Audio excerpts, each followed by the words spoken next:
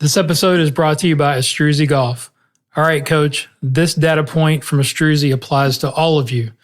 Golf facilities who offer lessons see a $2 increase in incremental spend per dollar of instruction. Keep listening to learn what I mean and how it applies to your coaching. I promise, it's pretty staggering. It's not what you know, it's what you can prove. You know how to cut to the core of me, Baxter. You're so wise. But like a miniature Buddha covered in hair. I want to become a guru so girls will like me. Then I will like myself. Now, before we do this, let's go over the ground rules. Rule number 1. No touching of the hair or face. Of course. And that's it!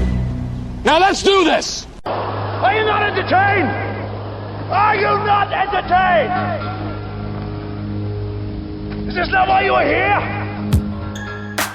Hello, everyone, and welcome to another episode of the Golf Guru Show. I am your host, Jason Sutton, where I interview high performers in the teaching and coaching business, as well as all fields of study, break them down and get them to share their habits, coaching strategies, and success stories and failures that you can ultimately test out and apply to your teaching and your life. I'm trying out something a little different on this episode because this is a 2-for-1. Because the podcast just hit its 6-year anniversary, which is hard to believe, and has reached a milestone of over 300,000 downloads, also hard to believe. To celebrate and to thank all of you for supporting my labor of love in this podcast, I've put together a few segments of my favorite episodes in the early years of the show from some superstars that you may or may not have heard of that I wanted to share with all of you again or for the first time. I couldn't be more excited to share with you these combo episodes because my goal for you is to enjoy the big name superstars, but also introduce to you a few under the radar people that I consider high performers as well. These people who have transformed my life and have had a huge effect on my career, and I feel like they can do the same for you. You may have missed a few episodes over the years or have just recently found the pod. If that's the case, then welcome, or haven't dug back into the archives deep enough. So I'm happy to share these with you. So without further ado, please enjoy, and thanks so much for listening and all your support. First up, Jon Hardesty, a teaching professional from Kentucky that specializes in research-based coaching strategies. He utilizes the fields of biomechanics, strength and conditioning, motor learning, and golf statistics for form strategies that maximize his students' performance. You can follow him on Instagram at Jon F. Hardesty and X at Jon Hardesty Golf. I moved back in 2016 from Dallas. I was actually in 2015, I was teaching in Dallas with Chris Como. Did that for about a year, I guess. Maybe a little less than a year. I did that for a little less than a year, I guess. And that was awesome. And then I thought I could give it a go here and came back here. Is that when he was at Glen Eagles? Is that where he was? At Glen Eagles. Yeah. Before he went to Dallas National. Gotcha. Yeah. Oh, yeah. I remember that's when we met. And we were talking. You were kind of hanging out. You guys, I know, were good friends. That's right. Yeah, that's when we were at River Run watching. Watching a couple players and talking. And that was pretty cool. What have you learned from that guy? I mean, it probably could be a long list. Well, it's funny. I actually made some notes. I probably won't get to all my notes because I was super nervous. I'm still super nervous about doing the podcast. But that's cool. I thought one of the things that would help me formulate my thoughts about that. So Chris is a really good friend of mine. I talk to him quite a bit. We're always texting or talking or something. I think he's super smart, one of the best in the industry. Agreed. With him, it's funny. You would think that it was more what to think, let's put it that way. Kind of like, you need to think like this. And it wasn't necessarily the what. I obviously got some stuff as far as the what goes, but it was more the how. And I've actually told him this in person. He was a humongous influence on me in terms of how to think, not what to think. Not necessarily the particulars of a golf swing or putting stroke or pitch shot or whatever. It was more how to go about thinking about solving a problem. And I would give also John Graham the same type of credit. Yes, they both definitely influenced me that way. Huge, man. Yeah. Can you give an example of like some of the things that something had happened? For sure. Maybe I would have a pet pattern that I liked. Maybe I was a really big fan of, whoever, pick a golfer. And I would say, man, that's the way you need to swing a club.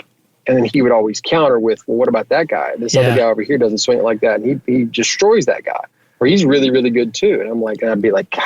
He would just destroy my belief, sort of tear apart my belief system about stuff. And it was really good for me. It was super annoying for a little while.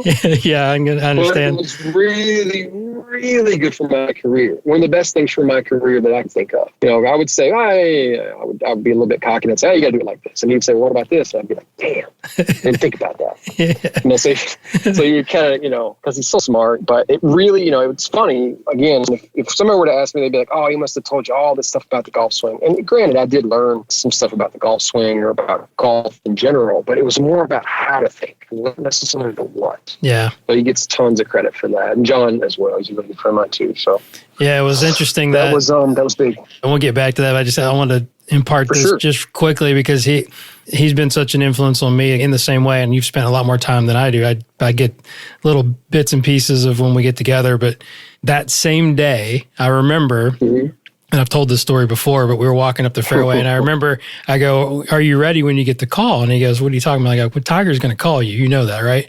And he goes, yeah, I'm ready. We'd start talking about our business and like our industry. And he's like, yeah, the next person that teaches Tiger is going to have just a huge responsibility. And I was like, yeah, that's just crazy, but he's just so cool about it.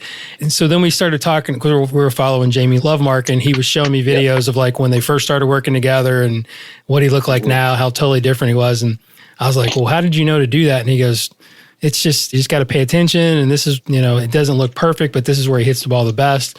And I said, well, how did you learn that? He goes, the best advice I can give you is to figure out why the funky swings work. Like why the odd swings work. And that always stuck with me. I'm like, well, who's your favorite golf swing? He goes, I like Raymond Floyd. yeah, for sure. Yeah. Right? I don't know if he would still say that. I know, but I mean, it was just, but the point is like, that's 100%. The way he thinks, right? I mean, it's so out of the 100%. Box. Instead of going, oh, we need to make everybody look like Adam Scott. It's like, all right, figure out why that guy gets it done. And it's kind of odd looking. So absolutely. And it's funny, in my notes, I wrote this down. It's, and I probably got this from Chris. It's kind of like, do your best to tear down all your, I'm sorry, I should say it this way. You should shoot a bunch of holes in your theory. So you have a theory about something. Yes. Try to just tear it to shreds. And whatever survives is probably pretty solid. You know what I mean? But so many people get stuck in, man, you got to do it like this. And it's like, well, what about this guy over here? He's not doing that. And he's so good. So you got to kind of understand how things work and how they match up and why that works for that guy, but it wouldn't work for this guy. It can be kind of complicated, 100%. It's just, I don't know how, I guess we just keep trying to keep that mindset as we go forward and not get too comfortable with what we think we know. And the other thing, like we were saying earlier, it can be super uncomfortable. And I think that can kind of, if you've been, you say you're an old school teacher, or not necessarily old school, but you've been teaching for a long time, let's say, and you believe something and you just pretty much spout it every single day. This is the way things work. Okay. And you say that to tons of people that come to you and you totally believe it. And then some new information may come out that sort of says, well, that's not really how it works. That can be super uncomfortable to hear that. Well, yeah. And that sort of destroys your identity of who you are. Because this is, you're this guy that believes this. And all of a sudden, you just end up being that guy that believes something that maybe is not quite right. And I'm not saying you're not going to get results from whatever you're teaching, but just in terms of like, no, you got to do it like this. And then somebody says, well, it doesn't really work like that. It sort of works like this. You were kind of right. But some people won't swallow that pill. They'll just be like, no, not believing it. It's like, okay, well, you don't have to. I'm just saying. Yeah.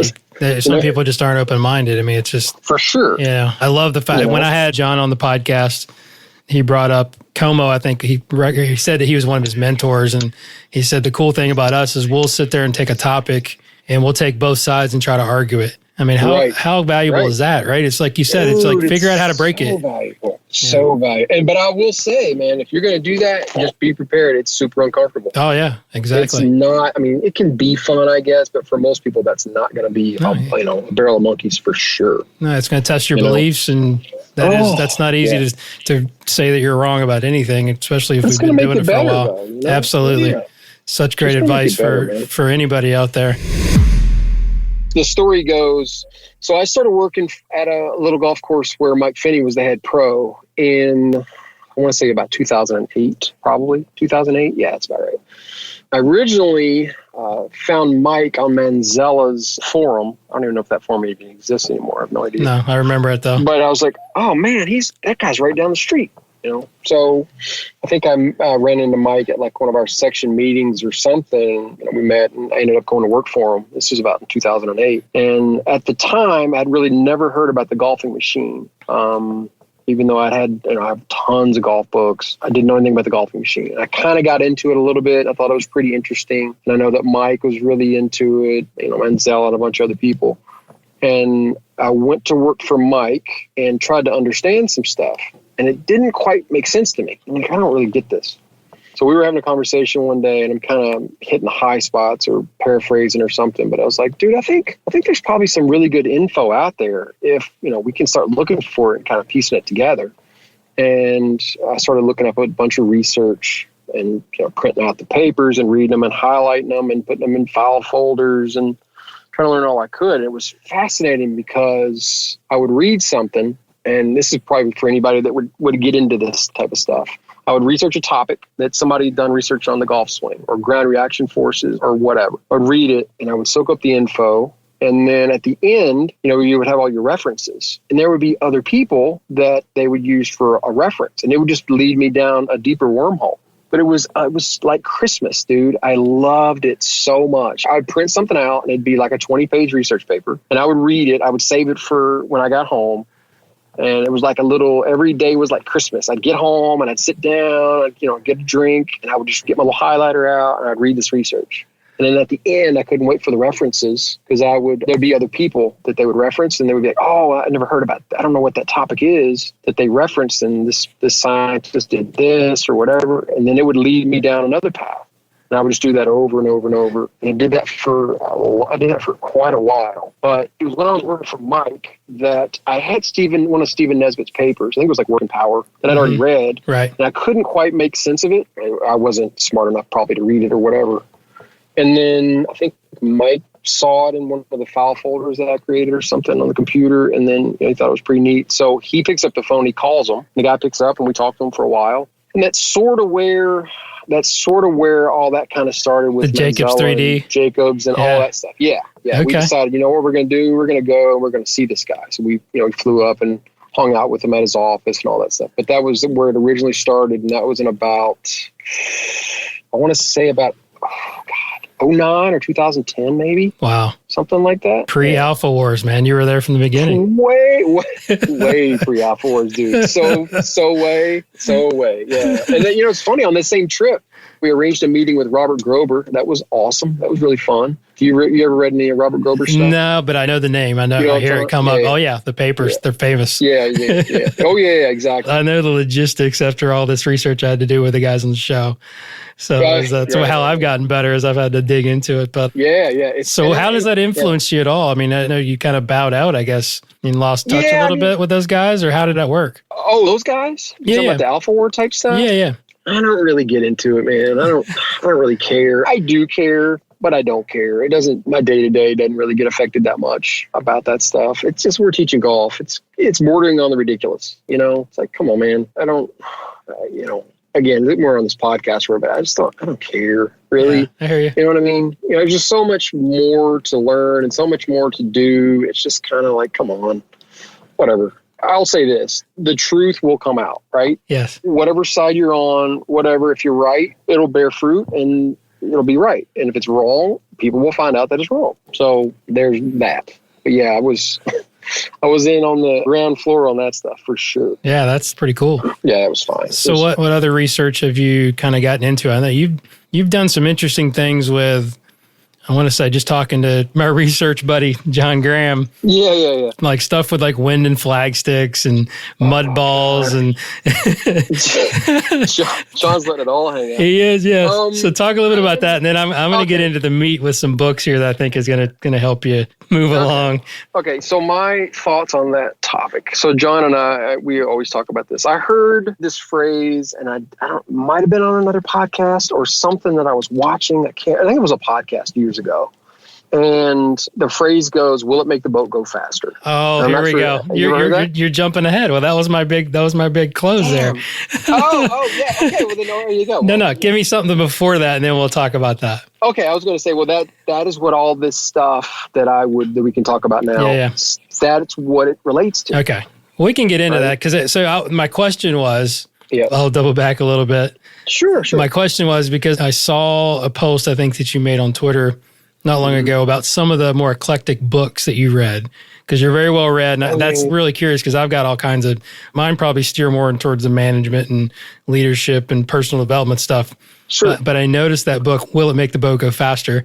So then I kind of dug into that story and the Olympian rowing team, right? Is that where you got it from? Yep. So talk about that and talk about, obviously you've read the book, talk about how that came about and then how that's influenced the rest of your quasi-research. It's super, super influential in terms of, if you were going to say it another way in golf terms, you're basically saying, will it make your score go down? Right? That's the premise. So I just think it's a lot cooler to say, will it make the boat go faster? Because it relates to an actual thing. And the story goes, and I'll probably mess up the dates a little bit or whatever, but the British rowing team hadn't even gotten a medal for like 100 years or something, 80, 90 years or something like that. And they went to the Olympics and they didn't do very well. This is probably, I can't remember what the date was, in 2000 maybe, or late 90s or something. I'd have to look back. Well. Yeah, I actually read parts of the book last night researching. So, I mean, it doesn't pull from the gist of it. No. So they go, all right, look, we got 4 years. So they come out of this Olympics and they go, look, we have 4 years to prepare for the next Olympics. So here's what we're going to do. Our motto for our whole thing is going to be, look, if it doesn't make the boat go faster, we're not going to do it. Right. So what they would do, they would hold each other accountable, and they would say, one guy might say, hey, it's Friday night. You guys want to go get a glass of wine and some dinner? And one of the guys would say, is that going to make the boat go faster? Nope, right. Then we're not going to go. Yeah. Right. So, and it's funny, John actually told me a story about Joe Gibbs that sort of relates to the same thing. I think he went to Joe Gibbs Racing. Was it Cameron's thing? Yeah, he went with the Altus tour that they did. Yeah, okay. Yeah, and they were like, why don't you have all your trophies out? And why don't you have all this memorabilia and all this stuff? And he goes, because that doesn't make my cars go any faster. I love it. It's the same thing, right? Yeah. It's the same premise. So the British rowing team did that for 4 years, and then they come out and they win the Olympic gold medal. So everything that they did for 4 years was related to, is it going to make the boat go faster or is it not going to make the boat go faster? So I think that really, really, really helps us as coaches, let's say. If we get stuck on something, we get stuck on ground reaction forces, or we get stuck on, laying the shaft down. It's just something that you just get stuck on it. And at the end of the day, you might say, dude, is that going to make the boat go faster or not? Right. You know what I mean? It's like, well, so having said that, that's where you were asking about flag sticks and all that stuff. What I really love as a coach is I get to go down all these wormholes that I pick that I think could be super interesting and could give one of my competitive players an edge that at the highest level is going to make the boat go a little bit faster.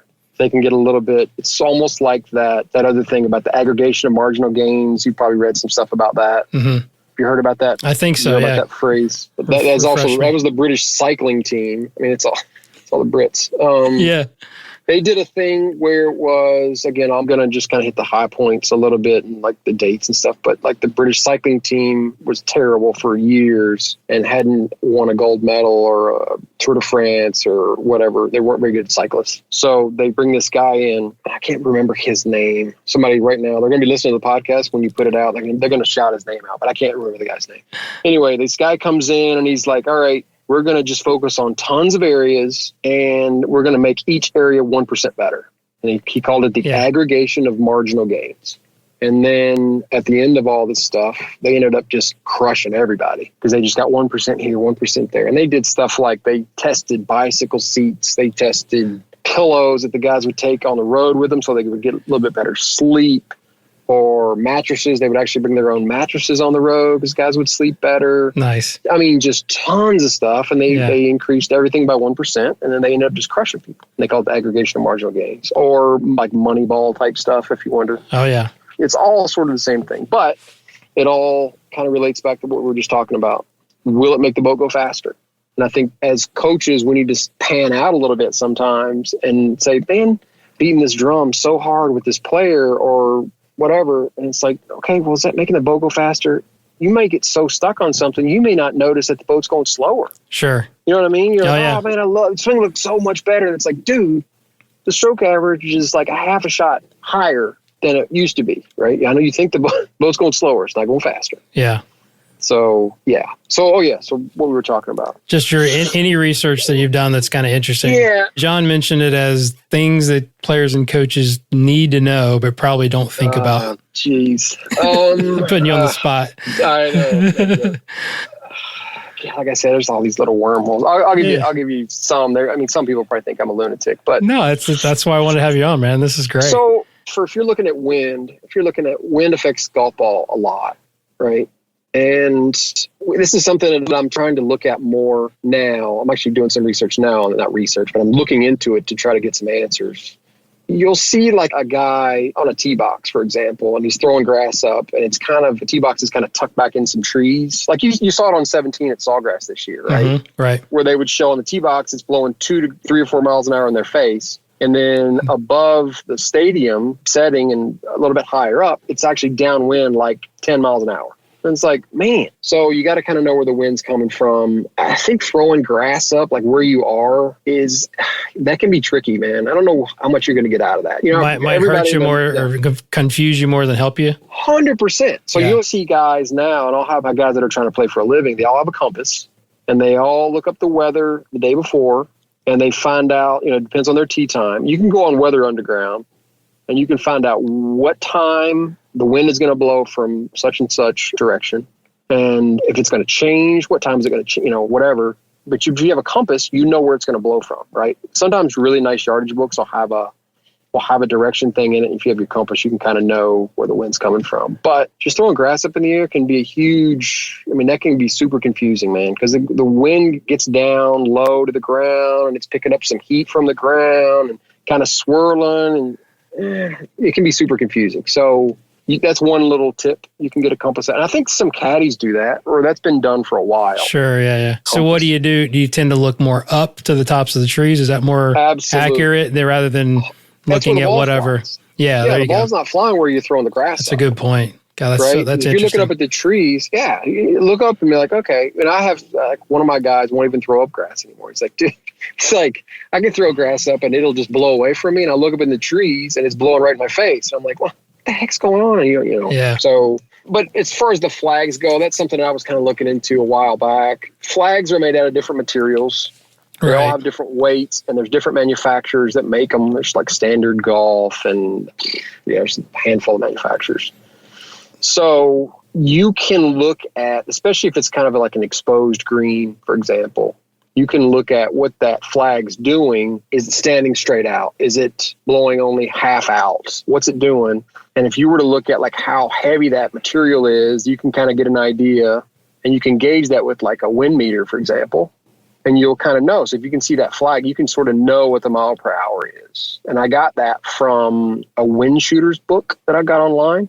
I was sort of interested in this topic pretty heavy for a while. And I found a book for like long range shooting, like snipers or competitive long range shooters. And they have these real thin flags all over the range because you have to determine where the wind's coming from. Because that's huge. And I think about that, for example. If you don't think wind is important or how much it's going to mess with a golf ball, think about how much it messes with a bullet that's going way faster than a golf ball. Yeah, I mean, I'm always interested in it with putting, right? Because I teach a lot of putting. Oh, yeah. And me and John have talked about it a lot, and I know Mark Sweeney's done some good research on it, and we have some charts. But, man, I always tell people, like, everybody's worried about grain. I'm like, forget about the grain.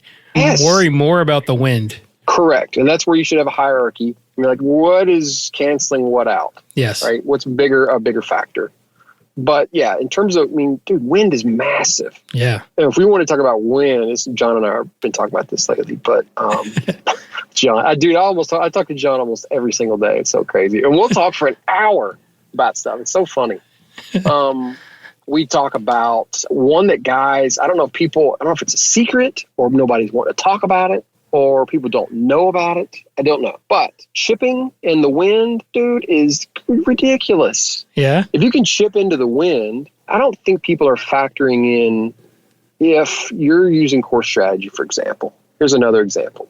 If you're playing golf at a high level and you don't know whether you should be aggressive or not at a pin, and here's an example of something that like I would have one of my guys do. If they're playing a practice round and they're going around the green like, oh, you can't hit it there. Oh, you can hit it there. You can blah, blah, blah, whatever. And they go and they find out where the pins are going to be, maybe from the last year's pins, or maybe they already have them marked or whatever. And you see a spot and you're like, ooh, you can't hit it there. Can't hit it there. But then you find out on Weather Underground, you do your homework before your round. Turns out the wind's going to be blowing about 10 or 15 right in your face if you hit the ball in that spot. Okay. Then all of a sudden that chip becomes a joke, becomes way, way easier. Sure. Just because of the wind. Yeah. So it's a huge, like you were talking about putting, it's a huge factor. All of a sudden you're like, oh, I can actually be a little bit more aggressive at that pin. Right, because putting downhill into the wind is a lot easier. It'd be the same scenario, right? Exactly. Same That's thing. so exactly. cool. Yeah, I've never thought about it that way. That's fantastic. Yeah, so that's just, I mean, you got to factor in a ton of stuff. But that's a biggie, man, because like we were saying before, in terms of like what matters, what's big. Well, I mean, when you're chipping into the wind, that is, I swear nobody's talking about that, or I don't hear them talking about it. Yeah. But chipping into the wind is, I mean, it's a joke. It's like Velcro. It's like a lawn dart versus, you know what I mean? Yeah, you can fire. Yeah, you can definitely take a deeper target area and stop the ball quicker. Or downwind. If you have that same deal and you're like, I could maybe hit it there. That's not that tough of a shot. The greens are kind of soft, and you look in and you don't work the problem in reverse. You don't look at your weather, and it turns out the wind's going to be blowing 15 downwind from that spot. You have no chance to stop that ball. You know what I mean? Yeah, absolutely, yeah. I mean, dude, you have to do your homework, man. That's deep. I mean, it's just stuff like that. I love being a coach because I get to look at stuff like that. I get to go down these wormholes and talk to people that are so smart and try to, like Seth Godin talks about creating dots and connecting dots. And I get to connect dots. I mean, in our industry, I feel like it's still like the Wild West. We don't have it figured out yet. For sure. And I don't know we ever will.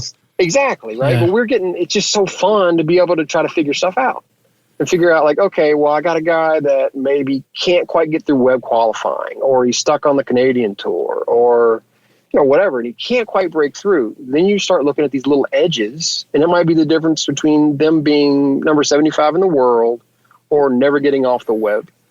For example. Yeah. Right. So you get to go down these. It's fun, man. I like it. I'm sure that's why Como's enjoying working with Bryson a little bit now. I bet there. Yeah. Can you imagine being a fly on the wall with one of those combos? Right. You know, and it's so funny. Because that's the way that kid is. 100%, right? You know, people are laughing at that guy, and he's been winning. Absolutely. Because he's doing it right. I mean, I love the way he's just trying to find an edge every place. He's that 1% guy. That's what you should be doing.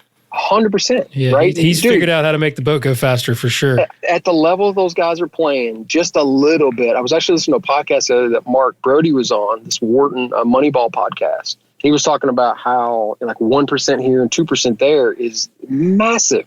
And I think my guess is in our industry, if we have a player, say they go to Q school or something, web qualifying school, or they're playing in a big tournament, whatever. It's a lot of shots, right? You got 4 days, you got 72 holes. If it's a big tournament, right? Little good or a little bad on either side is massive. The person that wins versus the person that finishes, that maybe misses the cut, it may not be that discernible if you were to follow each group. If you were to follow a guy that misses the cut by 2 and watch him hit it, you'd be like, okay, yeah, missed the one here and there, but looks like he hits pretty good. And then you follow the guy that, say, wins the event. I don't think that guy's going to look massively different. No, I just think you add up all those little bitty things, you know? For sure. Add up all those little things, ends up, the guy wins by 5 shots or ends up winning the tournament or finishes 5th. Somebody else misses the cut. It's just because of one guy hits it to 20 feet and one guy hits it to 17 feet. And you're like, I don't really see a big difference. And it's like, well, it's actually a big difference. Yeah, the stats. So they're definitely different. Oh, huge. So that's, will it make the boat go faster? That's sorry. I love it. No, that's great. That was my big topic that I kind of wanted to dive into. That's perfect. Because, I mean, I think you can apply that to your life as well. The way I took it, I read it last night. I was like, man, this makes perfect sense for my job, but also just for my life, whether you're trying to change a habit or whatever you're trying to do, which is, can be difficult. the guy, his name's Ben Hunt Davis for the listeners. Davis, for the listeners out there.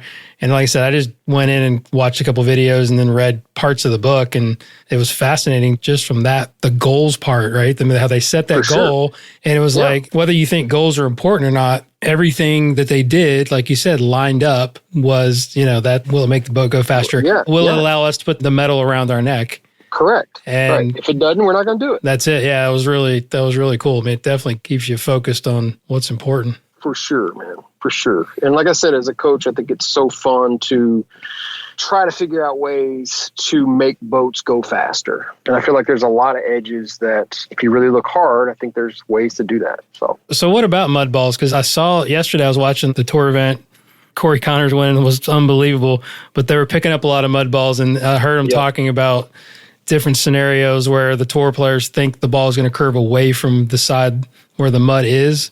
Is that true, or have you done any research on that? It is. It is. Is there a way to predict it at all? Yeah, it's funny. So where I ended up, I wanted to find the answer to that because one of my guys was going to second stage of web qualifying school in 2015. And I was caddying for him. And I'm looking at the forecast, and it rained a little bit. I'm like, might be having some mud balls. And then I started thinking, and I'm like, man, I've heard a million different theories on what happens with the mud ball. Yeah. So I contact Paul Wood at Ping. I'm like, Paul, have you guys looked at this at all? Or do you know where I can find the answer to that? And he told me. And I went along after that. He actually wrote an article, I think, on GolfWorks, that website, or it was on that website.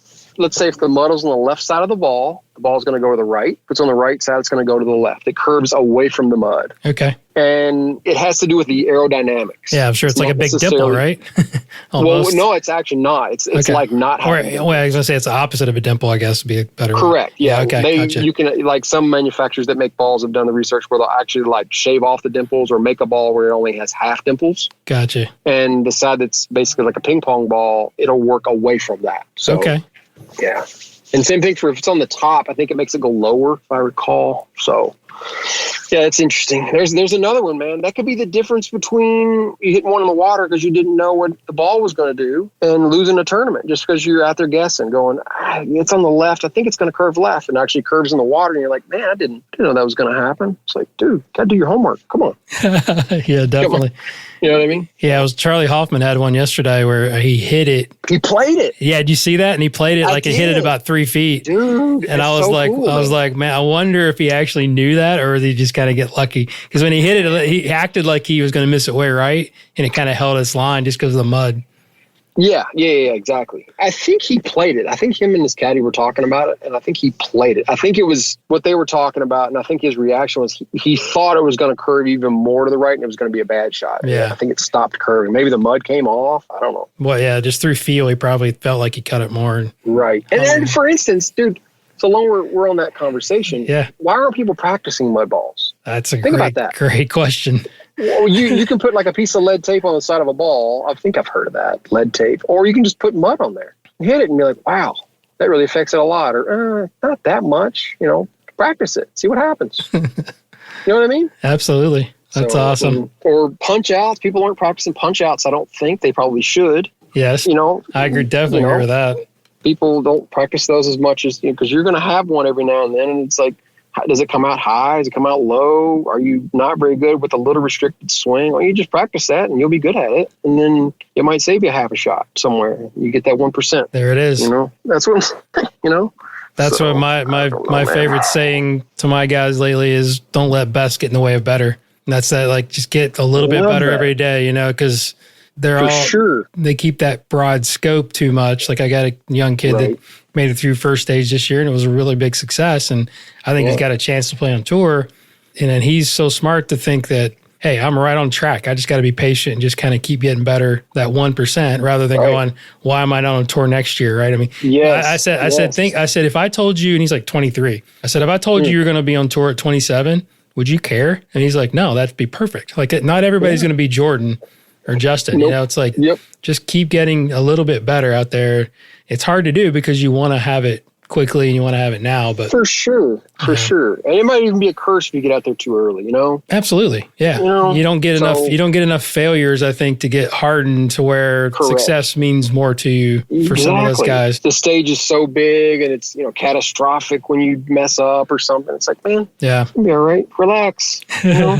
Along those lines, like that saying you're just saying, there's another one that I've been using lately, past year, and I don't remember where I heard it. I think it was in a book. I was reading a book on Navy SEALs. That was a wormhole. I was going down for a while, kind of some of their training and stuff. But I heard this guy say, hope is not a tactic. And I use that so much now. Oh, I love that. Hope is not a tactic. And That's great. I'll get on one of my guys sometimes and I'll kind of say that. I'm like, man, hope is not a tactic. It's not. You can't just hope. Hope is not a tactic. So I kind of like that one. Have you had any failures in your life or your career that you've kind of set you up more for later success that you can remember? Because we've all had those. That's a good question. Going to your cell tower job, maybe. Yeah, for sure. I mean, made you appreciate the game a little, or the teaching game a little bit more, maybe? It did. And I'm also glad that I wasn't a better player, probably, because if maybe I would have continued to play or something or chase it longer than I should have. I was kind of fortuitous that I was more interested in how things worked. That's tough, man. I don't know. In terms of, we're going to say this earlier, what I'm more interested in, I don't know if you're more interested in this, but I'm more interested in taking somebody that is on one of the smaller tours, like the Canadian tour, or the Latin American tour, the PGA Tour China, and getting them to the web, or getting somebody from the web to the PGA Tour. That's my job. That's what I do mostly. I'm still working on that, but I've had so many mini tour guys. Unfortunately, it doesn't pay that well, though. No, it does not. Some of those guys, it's like, what pays is like you got some guy that's like 60 and slicing it, and he took up golf like 10 years ago and wants to stop slicing it 30 yards and just slice it 10 or something. That's what pays. But, absolutely. It's kind of funny. I'm more interested in getting that 1% out of those guys. It's kind of my jam, I think, so. What other books can you think about? Maybe a couple of books that maybe you've given other people or they've had a big influence on your career?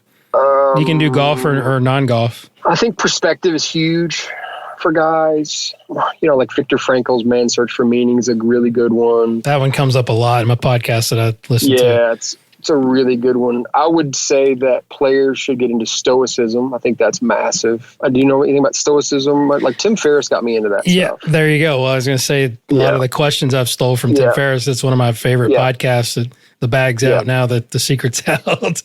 But so and I even dabbled in some meditation and stuff. I don't know if you do any of that. Oh, dude, I got one of my guys meditating every day. I do meditate. I've been meditating off and on for about a year, and I've been pretty steady for the last few months. That's so big, man. Tell me how you do it. Like, take me through your ritual. Like, when do you do it? And because this is for me, but this is my podcast. Right. I do a guided meditation. Sam Harris has one. Yep, he's been on Tim's show several times. Yeah. Okay. So I do his guided meditation. It's about 10 minutes. And it's really, really good. And Tim Ferriss is the one that explained what it's supposed to do for you better than anybody else that I've heard. And basically what he says is it puts a buffer in between the stimulus and the response. So I think that is so huge for a golfer, let's say. It puts that buffer in between something happens in your environment, you made it happen, or something, you got a bad break, who knows what, right? There's this moment in time before you react, right? And if you can meditate and get good at meditation and stay consistent with it, that buffer is bigger. So there's almost like this lapse in time where you get to sort of step out of the moment and go, okay, how should I address this? How should I be thinking about this right now? What kind of perspective should I have? And then you sort of step back into the movie, if you will. And then you use that perspective to act instead of just something happens and you immediately react to it, So that's sort of what meditation has done for me. I used to have a pretty bad temper and get mad about a lot of stuff. And now I don't have that very often anymore. Yeah, I've got to definitely get back into that. I was using like an app like Headspace. Guided meditation. Yeah. It's super basic, but it's like just taking 10 to 20 minutes every morning, I think just gives you, again, it kind of, help in focusing on your breathing and whatnot. I think definitely can be valuable for golf, but for your life. And like you said, I'm so glad you shared that. That's awesome. Yeah, it's really, I couldn't recommend that anymore. I mean, it's so big. And the funny thing is if you do it and you start out, you don't really feel anything. Nothing. Right. And that's when you kind of doubt it. Yeah. You're like, what's going on? What am I really doing here? At what point did you start to feel like you were getting value out of it? Was there any moment or situation where maybe you handle it differently? I just noticed a bunch of different moments where something, maybe somebody's driving too slow in front of me. I used to just go nuts, you know what I mean? Or I'd be on the interstate and somebody would be in the fast lane driving real slow and I'd just driving crazy. And they would get over and I would have this habit. This is like an example that I've noticed through meditation. Is they would get over in the slow lane, and as I would pass them, I'd look at them and kind of give them a nasty look, like, "Why are you in the fast lane going slow? What are you doing?" And now I don't even look over. I'm like, whatever. I can't affect them. Just a moment in time. 100%, it's just a moment in time, right? Yeah. So like that stoicism stuff, how that has changed me. The one big thing that I would say for people that are listening is what goes on in your environment. It doesn't have to affect you. It's up to you on how you take in whatever's going on around you, right? As long as you're in control of your what's going on inside your head and your body, what's going on outside, it's up to you how you interpret it, Those things don't have to affect you if you don't want them to. I think that's big for golf too, or life and golf. Absolutely. So that's cool. That's another big one. Yeah. So, it's good stuff, man. Absolutely. Really good stuff. What else you got? You got some other good ones? Yeah. I mean, I've stole a lot from Tim, but I mean. Oh, yeah. And I was going to ask you that, the last 5 years, what new behavior or belief or habit has improved your life? And it sounds like meditation is a big one. Huge. And that's the other thing too, is like all these people that people put on a pedestal, whether it's Elon Musk or Tim Ferriss or, I don't know, Bill Gates, whoever. Yeah. Right? They all meditate. Yes. They get up and they meditate. All these high performers meditate. You just keep hearing the same things coming from people you admire, people that you like, they're successful. And that's when you start paying attention, Yes, and I think it was it Tim Ferriss was talking about this? He was talking about, or no, it might have been Sam Harris was talking about it. He's talking about when you meditate, it's not about how you feel or what you're getting out of the meditation when you're meditating. It's what you're getting when you're not meditating. Yes. So most people think, I'm going to get in this Zen state. And then if they don't get that state, they stop meditating. They think they're going to have this where they're sitting on the floor with their legs crossed. It's not about that. It's about those layers you're putting on over time. It literally changes the makeup of your brain. It literally, like they can get on like an fMRI and like, look, your brain is different than it was before. For sure. So, it's great, man. Love it. Couldn't recommend it more. Do you have any other unusual habits or things that you love? I would say that I work out. I wouldn't have said this before in the past, but I would say this now, that I feel like good workouts or physical fitness is more, you almost get more out of it mentally than you do physically. Yeah. I was actually going to ask about that because I saw you at the show, man. You look fantastic, like super fit. I think some of that's genetics for sure. I don't have to work out that hard. I mean, honestly, it really is. Really? You're so lucky. I hate you. I missed a couple weeks and I gained 10 pounds. Yeah. Genetics is a big part of it, man. It's crazy. But mentally, like I've been jumping rope. That's kind of a new thing that I've been doing about the last 6-8 months. Okay. Once I get a good session in, I'm much clearer. I can think more clearly. I'm happier. I don't think we're supposed to just sit around and eat bad food and not work out. It's just so hard on you, man. It's so hard on your mental state too. 100%. Yeah. So I think if you take care of the human, I think the human performs better and is happier. And so that's my thoughts on that. I like it. All right, man. We'll close with my favorite question. This is another Tim Ferriss's. If you could have a gigantic billboard anywhere with anything on it to get a message out to millions or billions of people, what would it be and why? That's a really good one. I would say be kind to each other. That's what I would say. I would say that it seems like people are awful to each other, at least lately. And I would say that people need to be kinder to each other. That whole expression of every person you see is fighting a battle you know nothing about. I'm sure you've probably heard that. Yeah. Yeah, you don't know what they're dealing with. You have no idea. Yeah. You have no idea. And you think you know somebody and you don't. So I would say just be nice to each other, man. We're all on this ball together, flying through space. Let's just be nice. Everything will be better if we're just nice to each other. I love it. So that's my 2 cents anyway. So you may be wondering, what does incremental spending even mean? Great question. Incremental spending means additional spending, or in this case, revenue received by the course, which is more than the baseline. So let's break this down and apply it to your coaching business.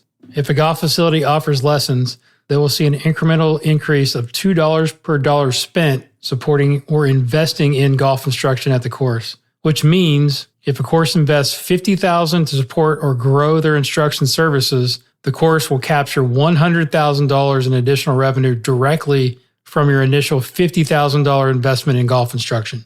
Sure, it seems to me like investing in golf coaches is one of the safest business decisions they can make. So coaches, I ask, how can you use this newfound perspective to build more revenue or more value or more leverage into your business? To close out, I think you know by now, I'm a big fan of Astruzi and what they're doing to protect and increase the value we offer to our players and courses. A bunch of you already created an account, and I appreciate that. The download link is in the show notes, or head to astruzi.com where you can create an account. And don't forget to add that asterisk to your last name so they know the guru sent you. Next up, Eric Cogorno, golf coach, entrepreneur, and personal development enthusiast. Eric Cogorno Golf is a global online golf instruction brand that scaled from $80K a year to more than $1 million a year in just 6 years. His online content and membership has helped thousands of players from beginners to professionals, and you can find him on YouTube at Eric Cogorno Golf and on Instagram at Eric Cogorno. I want to start somewhere else that I think we have sort of parallel interest, and that's personal development. Some of our influences in our backgrounds really match. And I've heard you in a few interviews mention Jim Rohn and Tony Robbins. And those have been two of my probably biggest influences, like back in the day, listening to some of their programs. How did you find Jim Rohn, by the way? Because he's an older guy that sadly passed away a few years ago. And then talk a little bit about that influence and how that's changed your life, because it's changed mine a tremendous amount. That's a beautiful place to start. I think personal development for me really came into my life probably starting three to 4 years ago. So I just turned 31. So I was probably 27, 28. The first person that I was introduced to was from a friend. It was Tony Robbins, right? Which I think a lot of people kind of get the Tony Robbins intro. Absolutely. And so I started listening to Tony Robbins. And at that point, it was like when I first got into going to the gym. I'd listen a little bit, then I wouldn't. Then I'd listen a little, then I wouldn't. And that probably went on for a few months where it was mostly Tony Robbins. And then in one video, I heard him mention Jim Rohn. Yeah, he was his mentor. Right, exactly. Yeah. I think I just searched his name. I saw one of his videos. And I kid you not, I mean, that's 3 years ago now. Jason, probably listened to Jim Rohn no less than 3 days a week, like him specifically still. And man, when I found out he passed away, dude, it felt like I lost a friend. Me too. Oh, it was so tough. That was one of my tragedies in life, that I never got to actually meet him, tell him how big of an influence he had on my life. Crazy, right? Dude, me too. And I think for me, the personal development, and maybe you too, came from me trying to be better at coaching. Absolutely. Right. So it was like, hey, I want to become a better golf coach. I was studying communication. We all get lost in the golf swing mechanics, maybe more than we need to. But I think part of it really started with how do I get better at that and actually coach other people. I was coaching a lot of younger, good players and really trying to mold them. And so that's where some of the personal development came. But me too, man. I could listen to Jim Rohn all day, every day, John Maxwell. Yeah. And then more kind of recent, Gary Vee, I can take in spurts. He gets me jacked up. I got to watch when I watch him. Absolutely. Yeah. He's, I mean, you've probably heard me talk, countless times about how he got me into social media. Like I found him, when he started Wine Library TV, and, the entrepreneurial side of me and you, which I think your story is fascinating to me, because I feel like you bring that entrepreneurial / golf professional golf teacher and blend it so nicely. Yeah, thank you. I think it's what started as a obsession of learning golf swing. And me, like you and anyone else who starts teaching, my first year or so of teaching, I was absolutely terrible, right? So we all were. Yeah, we're all bad. Yeah. So in the beginning, I was so obsessed with studying swing mechanics to learn that, just to teach better, right? Sure. And it's been an interesting sort of morph, I guess, over the past decade of, I make no bones about, eventually I want to get into the personal development space, beyond golf at some point in time. And so that's where my mind's at in the next 5 to 10 years. And so with that and with shifting that focus, Jason, I think a lot of what I learned in the personal development space, I love that we started with this, has come into my golf coaching, where maybe I spend a little less time studying swing mechanics per se and a little more time on growing the business and the relationship aspect of it. Yeah, human development, right? I mean, I think there's such a blend, right? As you know, but we teach people, right? We don't teach golf, right. We teach people. And I think that's where you're going is, if you can learn to do that other stuff, right? As I call sort of the EQ, back to Gary V, EQ versus IQ. I think then as you pick up the IQ stuff, it starts to resonate a little bit easier with your lessons and then communicating with your students. Dude, I don't even need to add anything to that. That was beautiful. Well, I think it's fascinating because you're quite a bit younger than me, and how you got that sort of, because Jim Rohn's old school is, I would say, aside from Think and Grow Rich, I mean, he's sort of the father of personal development, and he's spawned all of these mentees like Tony Robbins and Dennis Waitley and, Zig Ziglar and all these people that we're sort of associated with. And that's what we're doing as golf instructors, is we're learning from other coaches. Like, who else have been some of your influences as far as coaching as you've come up? Yeah, I think real quick on the Jim Rohn thing, I was listening literally yesterday to something. He was at, I think, the Coliseum. It was 1981. And we're in, it's 2020 now. Yeah. And I'm thinking to myself, this happened 40 years ago, right? And the conversation he was happening could have been this morning. I mean, everything that he talked about is just timeless. It's unbelievable. So that the weekend seminar is like the one that I kind of, going back to that a little bit, we can dive into this as deep as we want, but I'm so passionate about it because, it had such an effect in my life. And it was about the time when I was like 28, 29 years old, barely younger than you, that I found this as far as like, all right, this is life changing, but also it transformed my coaching. But yeah, it was when you could actually burn CDs legally back in those days. And I literally listened to probably an hour a day for like 2 or 3 years. It was crazy. So Automobile University is what Zig Ziglar called it. Yes. And that's sort of and now it's podcast, right? So now it's like, listening to podcasts. So it's the same kind of thing. What are you doing now in that space? I'm like anal about stuff. So I keep a lot of lists of like daily, weekly, monthly stuff. And so I make sure every day I listen to 30 minutes, do 30 minutes of personal development every day, like a religion. And I would listen to various things on that. But what Jim Rohn opened my eyes to was that I was in control of me being better. Like his classic line, right, of the sort of coin flip of everything can be better, but you must be better. It's the blessing and the curse. For things around you to change, you have to change. I was like, oh my gosh, it's so simple and so perfect. Yeah. And it all this applies to golf in so many ways. It's ridiculous. To answer your question more directly, I mean, the Jim Rohn and the personal development, I've seen a correlation with my coaching and my business 100%. But from the golf perspective, I've had a few guys local, like I think a lot of us do, that I learned from when I was younger and growing up. One of the guys that I work with named Paul Viola was really instrumental, that coached at the course that I work at and learning. And then there were some guys in my section that were super helpful when I was coming up. Bob Kramer, I know you know John Dunnigan, Dom DeJulia. So when I was younger, I used to go and I would shadow coaches, which is what we did. And some people do still, but I think that's fleeting. I would coach Monday through Saturday, and then Saturday afternoon and Sunday, I'd go shadow a coach that I could drive to.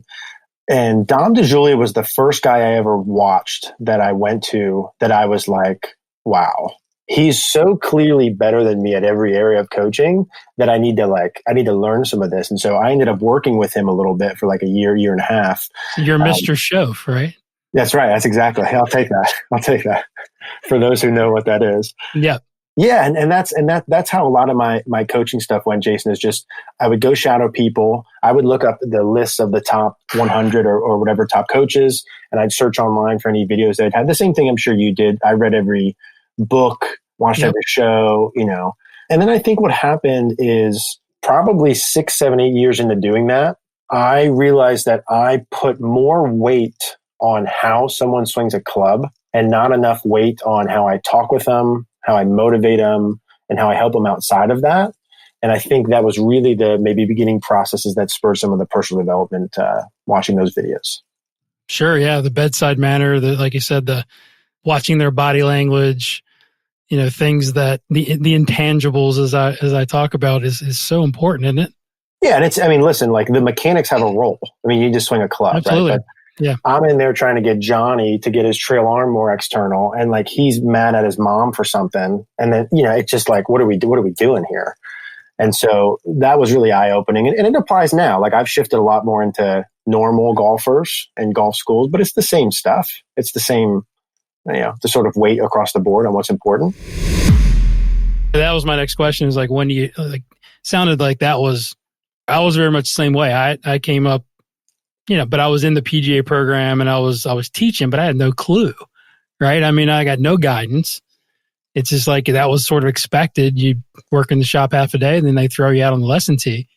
But it's like, when did you have that spark to go, all right, well, I've been doing this. I'm really not doing great. If you start looking around, like you said, if you start looking at the people around you, start visiting other coaches and you go, okay, this is different. I'm not doing that, right? I'm not talking like that. And so it's like, was that the time when you sort of got that ignition a little bit to really start to get better at teaching? I think so. I think part of it for me was off course, right? I had gotten into like going out and drinking a lot. I got a DUI. There were some off work things that happened for me where like, I was always the kid at school that did sports in school. Like I graduated in the top 20 of my school. I like studied on the weekends. Like I wasn't partying, right? And so there was like a phase of there where I was kind of testing out some different things and doing stuff. Yeah, and, sure. I got off course of what I would normally do. And so I think for me, it was more of just getting back on course and being like, okay, like I'm not going to be 21 and like live at my mom's forever. I need to do something here. And then I think coupled with what you said, my whole life with sports and everything was always very competitive, and got decent at things more out of that, right? More out of like, I don't want you to beat me more than I want me to be good, if that makes sense. Sure. Absolutely. And so, yeah, I saw some of these. I distinctly remember Dom DeJulia and that day where he was like taking someone through a course map, right? Of like where you plot shots and stuff. And I'm like trying to figure out like how someone grips a club, thinking like, what am I doing? And it was like that with Dunnigan too, where I was like, oh man, like, Schefter. I mean, these guys are just so much better than I am. It was more, I think, about insecurity of myself, of like, I need to kind of get up to this level, that started a lot of that process in the beginning. Yeah. And now we're really getting into the good stuff. Yeah, that's the truth, man. But I mean, that's normal, right? I mean, you started younger than most, even nowadays. I mean, I got two young coaches that work for me, but they're coming out of PGM programs. Like you were hitting the ground running, like you're in the street, right? Yeah. So you're like trying to figure it out. Like that's what I love about your career. It's like, that's the good stuff, right? But I mean, you're going to make mistakes. And at that age, you're going to, you've got to figure it out. You were sheltered when you were coming up through high school and you're like, okay, now let's go figure out what everybody else was doing while I was studying. That's exactly right. And I found out the long and hard way. Yeah, that's all right. But I mean, I think that makes you who you are, and it makes you make better decisions as you get older and get more mature. How long did you teach? I'm not going to give your story away for those of you that don't know what you're doing now, which is incredible. How long did you teach like the normal sort of one-off lessons until you started figuring out you wanted to go online and start doing like a subscription-based type of program? So from 23 to 28 was when I was doing individual lessons. That time frame I built from that $30 scared lesson one up to like, I remember I went to 40 and that was nervous for me. And then I think the following year I went to 60 and then it was 80 and then 120. So it just kind of gradually built up. I went from like we all kind of do, you teach, Joe golf or whatever, into some better players, some kind of more juniors, high school, college, etc. And so by the time I was 28, this is 3 years ago now, the summer before then, I'm teaching a lot. A lot of guys in the golf industry say I teach all day, 6-7 days a week, which really means they have like 4 lessons a day. And then they like take a lunch and then they go hit ball, I was really teaching a lot, like actually like on the mat for a lot of time. And I think what happened was I got to the end of that summer And this was 27 going on 28. And I mean, dude, I was tired, like burnt out, not enjoying it. These lessons at the end of the day were not getting anything close to my lesson at the beginning of the day. Like I could feel it. Sure. And I'm like, I can't do this for the next 40 years. It's one of those, I love it, but I don't love it like to that extent. Right. And so I'm like, I can't do this anymore. Now, again, see, I've been very fortunate, Jason, to meet the right people at the right time. Now, there's no doubt I put myself in a position to meet them. Right. It didn't happen completely by accident from my perspective, but sure. My now business partner, Mary Langle. You just stole my question. I was going to say, yeah. So then that happens. And then, tell us that story, because that's where it all starts, right? That's where it all starts. I'm in the middle of this burnt out, teaching a lot phase. And then Mary comes and takes a golf lesson. No plan. She just comes in to take a lesson. Normal person. Her doctor was the father of one of the kids that I've taught for a long period of time. So that's how that relationship got built. Came in for a lesson. At that point, Jason, I was doing like group practices. So there'd be like 10 kids, let's say, we'd practice for an hour or two. And we normally had like music going. The kids had personalities. It was like a fun environment. Not quite like Gigi style, but like closer to that, right? Somewhere in the middle, maybe. You were wearing a few hoodies in your videos. I did notice that. Some of the old ones. We had to delete those. First one. Son of a gun, yeah. Very casual. All right. And so she rolls in, and her first lesson was the hour right after our group practice. All these kids are there. And she's like, hey, now she has a background in PR. Right. Yeah. Give her a little context, like what she does and when she said what she said, how that meant so much to you. So she's a background in PR. She worked with different companies. One of them, Rodale. She worked with some, I won't name names because I'm not sure how that is, but like some famous people, like everyday names you would know, that she would go on tours with them, book tours. So she's used to the promotional side of things, right? Public relations. And so she's like, hey, you should do something with this. Like, she's like, I don't know if it's a show. I don't know if we should record it, so on and so forth. And I really, really, really didn't want to do it. It wasn't like, yeah, cool. Like, this is great. Here's exactly what we're going to do. We're going to do YouTube and then this, that, right? Yeah. It was like, Mary, I'm tired. Like, I teach all day. I don't have time, this and the next thing. So she convinces me to start filming. We film our videos in the beginning were me giving live lessons. I was going to say, what's the structure look like initially? Yeah. Just live lessons, or is it just you turn the camera on, or is it like tips? Live lessons. So we, no clue what we're doing. Like, hey, she has a camera. Let's go. And I said, basically what I agree with her was that I don't have time to take additional time to do this. Right. What I will do is, hey, I have 9 lessons tomorrow. You can come film however many you want. Right. Yeah. And so she, unbelievable on her part in the beginning. She's D-Rock right now. Dude, she's unbelievable. For Gary V. Like, you talked about that in one of your interviews, how do I scale my business? You probably weren't thinking about it at that time, but you're ultimately doing that. Exactly. It led to that. Yeah. It led without me knowing. So she's recording the lessons. They're live lessons, me teaching a kid. A lot of gold in there, I think, looking back upon them. Yeah. But no one watches. Right? As no one does when you first start anything, right? Right, yeah. So, no, I didn't know that. Okay, I didn't freaking out. We're wasting time here. There's 27 people watch this thing, right? Yeah. And so we put a video up, and I'm not sure how it is with the podcast, but with the YouTube, there's a lot of editing involved. So it's not like, absolutely. You don't film and then press one thing, it's on. And so there's a lot of time that goes into it. And so we're putting videos up, no one's watching. And then when I say no one, I'm talking like 13 views, 20 views, whatever. That's after a couple of days, being on there. Yeah. And so we continue doing that for like a year. And now I think it's important to say that within that year of doing it, I wanted to quit a lot. Right? Okay. Yeah, that's a good point. We all look at the end product of what people do and make assumptions of what the process was. It was a debacle a lot of times. I'm sure you go ask Gankus, like, what did his first couple, what did this thing look like at the beginning? You got to have patience, right? A lot of patience. Yeah. I'm doing right now, like, again, parallels to what we're doing now. I just started an app last year. I'm in the same sort of situation. It's like I'm putting out content that like nobody's looking at right now because nobody's, it's like until you start getting that following, it's tough to like motivate yourself. So I know where you were. So how did you keep yourself going? What made you keep going? Mary, she just kept pushing you. You had a nice little coach there. I tell people all the time who ask me about doing things like this, and I say the value I've experienced thus far and things that have been successful, I've always had a partner. I've had an accountability person because dude, there are a lot of days where I'd have shut it down. I mean, if it was just me, I would have shut that down.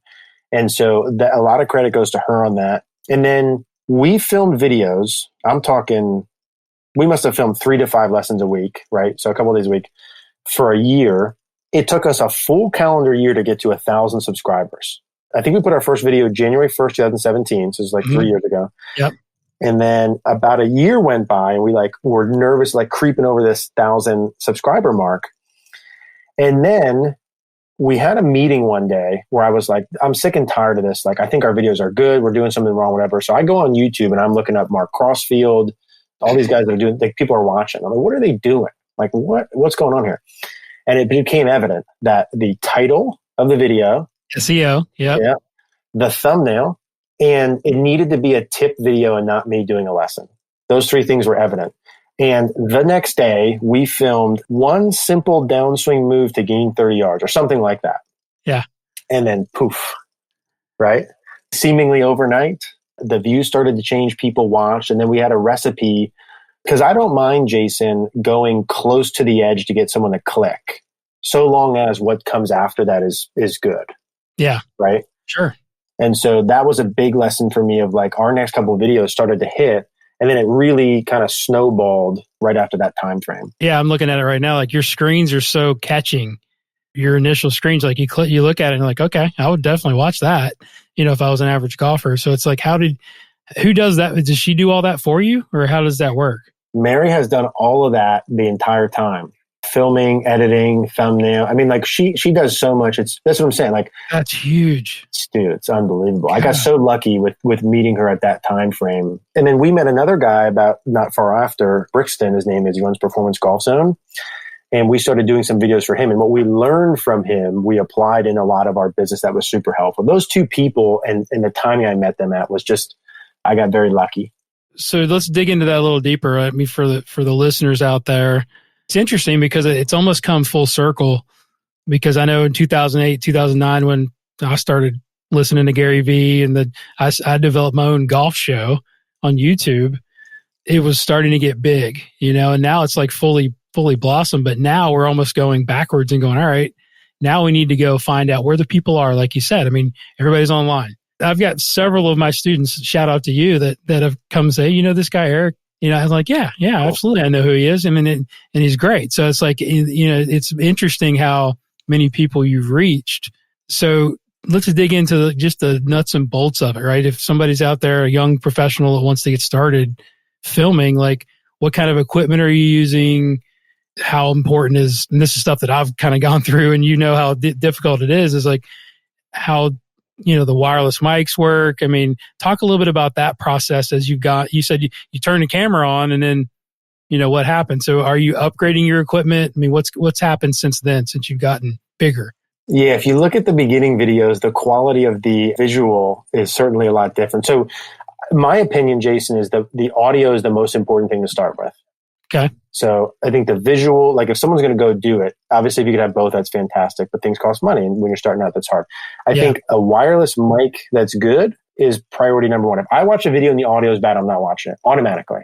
If the visual is bad, I may watch it. Watch it. That's interesting. Yeah. I would have thought it had been the opposite. But yeah, you got to hear what they're saying, right? You got to know, you got to get the message. Yeah. I think the audio is critical when it's the first time someone sees it. We, probably for the first year, used just a camera that Mary had. I don't even know what kind it was. It wasn't anything fancy. It was just a camera she had for us to use. And then about a year in, she upgraded and purchased a new camera. I think that was, and I know very little about this, I think that was 4K. Just goes to show you what you can do and not have to know about that if you find the right person. But so 12 months in, we get a second camera. The visual gets a lot better. And then we purchased a third camera. So with the third camera, then we could shoot obviously the 2 angles at one time. So you got B-roll and you can put them together and exactly 4K. The editor can chop in. Mm-hmm. Now we're 3 years just now, kind of into doing it, and this year will be the first year now where we will hire out editors. We will hire out so people helping with the camera crew, so Mary doesn't have to do that all. Nice. By herself.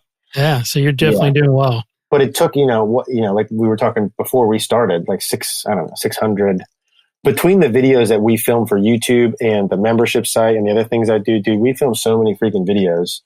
It's like out of control. Yeah. I've found, again, doing the app now, I've kind of gotten, it's almost like I'm back to like filming YouTube videos again, because I'm just setting the camera up and putting my mic on and teaching. Yeah. And it's like you never know what you're going to get. So you can always go in and say, oh, I like what I said there. And you can chop that out and edit it and make a teaser or whatever. So I'm sure you're living your life on camera now. And I think one thing that's important for me, Jason, that might help someone is I can't watch the video.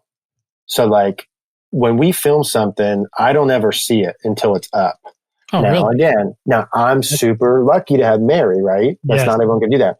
Because if I watch myself on camera, I would be so picky with what goes on. Yeah. And I think for someone starting, quantity of videos is more important than quality. Absolutely. Yeah. It's putting content out, right? I mean, it goes back to keep bringing Gary Vee up. It's like, keep putting content out. If you're looking to build your brand, it's definitely that scenario. It's, it's quantity over quality at first, and then you get better, right? I mean, and that was one of the questions. Yeah. So, and I'll throw I hate to keep interrupting but I want to throw my 2 cents in there. Kind of what my experience is now. I'm just using my iPhone. Like if you got above an iPhone 8, the iPhone 11 camera by now is unbelievable. Then you can find wireless mics now. I got a Comica wireless mic that I've found for $200 that works pretty good. You can get started at a very cheap price at this point. I'm not making enough to like get a film crew yet like you, but well, I don't know that we are either, but we're trying. Exactly right. Yeah, but I think you can definitely do it on the cheap, especially if you have a phone or an iPhone. And I want to touch on that, Jason, because I think it's important. Anyone could get an iPhone and get a decent mic and get going and get started. The real thing here is, are you going to do the videos for the year when no one watches and keep doing them? That's right. And there's not a lot of us that are going to do that. And that's just the reality of it. And you have to keep in mind, like, as we go, like, I probably spend 5 to 10 hours a week. And listen, I'm in here. I watch the Facebook groups. I watch other people's videos.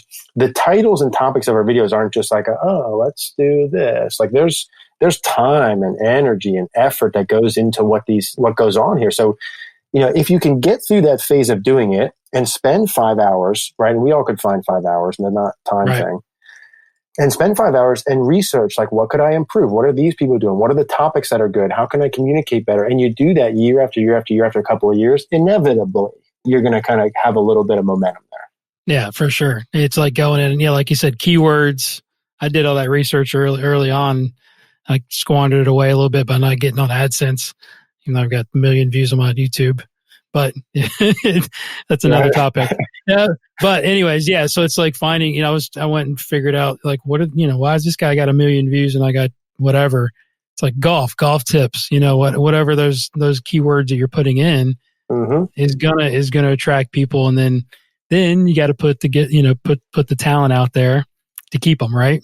Then you got to put the talent out there. And then once you get the ball rolling, the algorithms of the online, like everything's in your favor. It's like having family wealth, right? Like now you have your foot's in the door.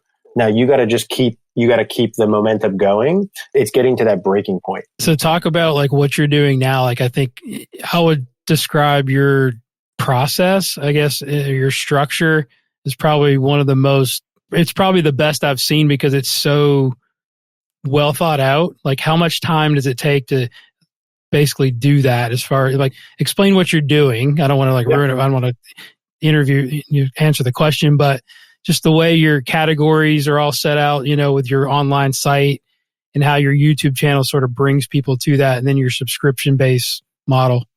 My weeks look the same. We're like a boring machine, right? On Sundays, I'm going to get to what you just said there. On Sundays, I spend almost all day Sunday preparing for Monday video shoot. We film videos on Monday and Friday.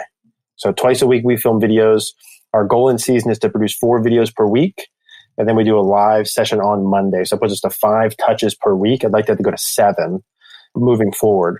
In the YouTube videos, the goal is to produce content that's helpful for an end user, but at the same time, open the door for them to want more. So one thing we do is we'll do a product. So I might do a video that says, fix your slice in 15 shots is one of our things we promoted. A YouTube video 10 minutes long. Hey, Jason, if you like this, we have a 15 video product on the same thing, much more in depth, right? Practice plan to follow, that's $49. Behind the paywall, right? There we go. Yeah. Bingo. That's a portion of where we would want people to go. But really what we're trying to do is build a community, which is our cogornogolf.com, which is it's a subscription site. It's like a membership site. And there's two aspects of it. There's the business talk we can have of why we do it and the why I think it's beneficial for the golfer, the end user. Let's do both. So the business side of it, I want to build like a Planet Fitness, right? A gym. So people pay a monthly fee. If they use it, good. If they don't, good. But they still pay a monthly fee.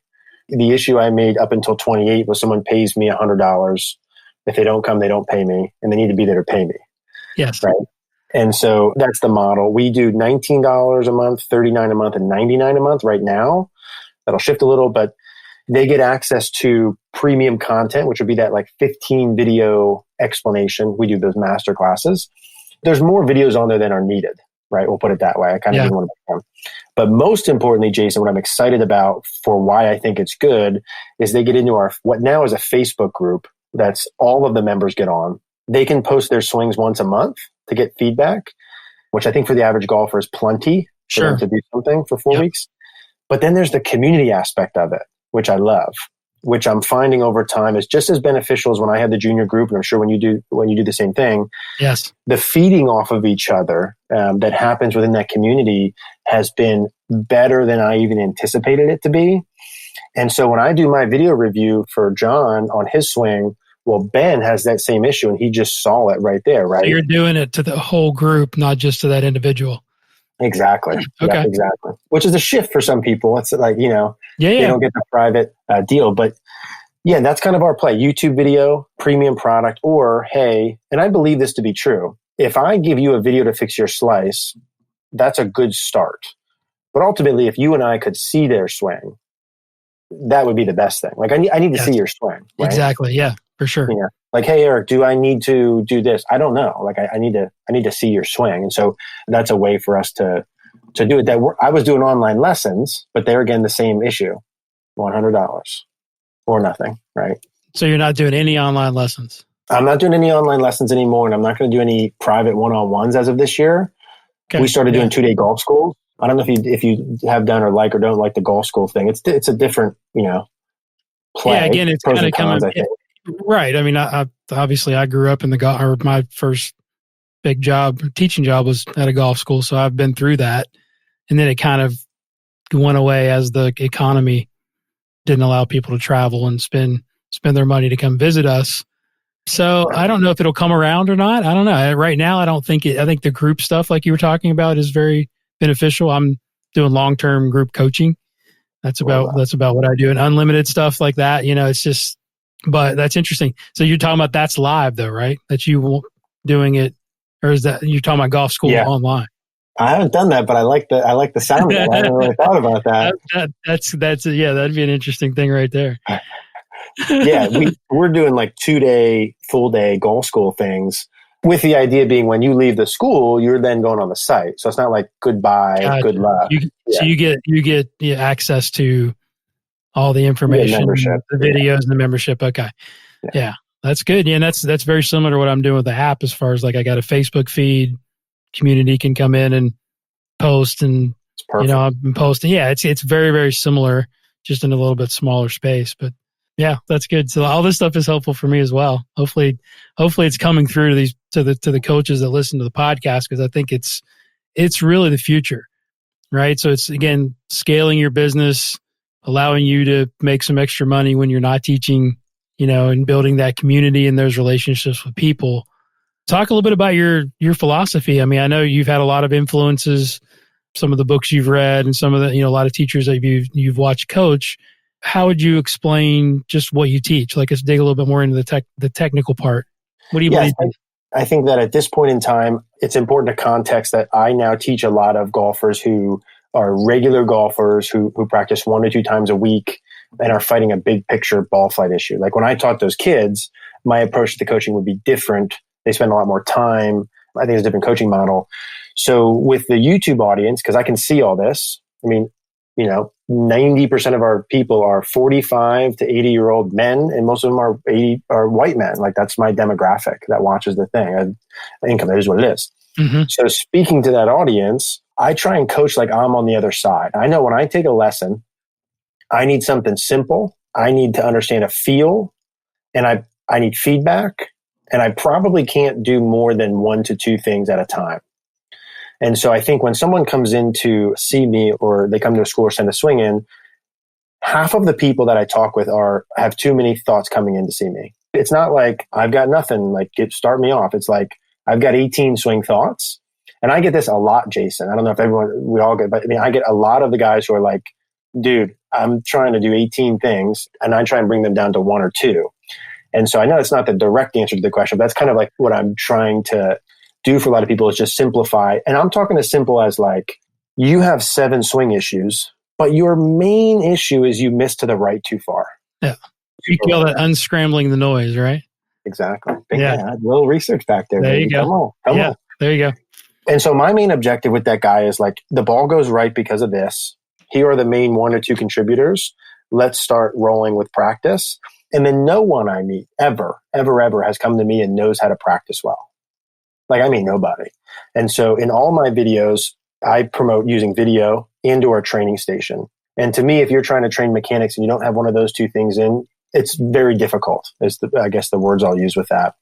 Feel versus real, as we know, are very different. And so I'm big on training stations, like so a guy like Mike Bender. Yeah. What does that training station look like? Like, go into detail of what you're describing.